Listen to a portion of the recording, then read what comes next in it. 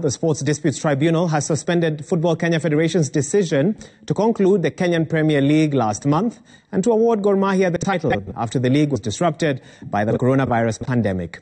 The decision was made today by the tribunal's chair, John Ohaga, after the Chemelil Sugar and the Kenyan Premier League petitioned the country's sports resolution body to provide direction in this matter.